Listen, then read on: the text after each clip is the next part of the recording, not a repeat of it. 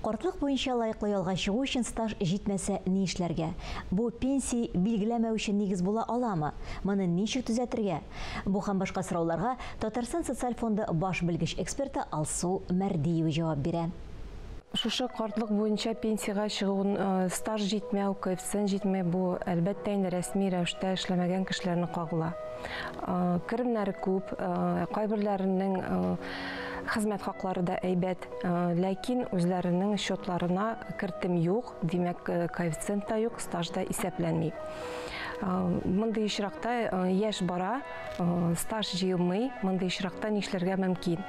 Бу очракта безнең социаль фондында каралган ирекле взносы дип әйтәсем килә инде, сатып алырга мөмкин.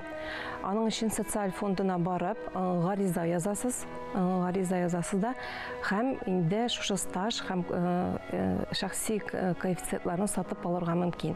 Шу ирекле кертемнәрнең иң азы 50 меңнән башлап һәм иң күбе 406 меңгә кадәр түләргә мөмкин. Һәм шушы сумманы түләгәч, сезнең 1 ел стажыгыз барлыкка килә һәм шушы коэффициентлар да тупланып барачак.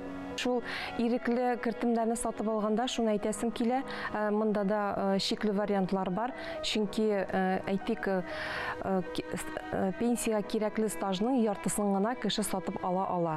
Әйтик, 15 ел стаж кирәк икән, димәк 7-5 елны гына ул үз акчасы белән сатып ала. Калганын инде ул эшләп алырга тиеш.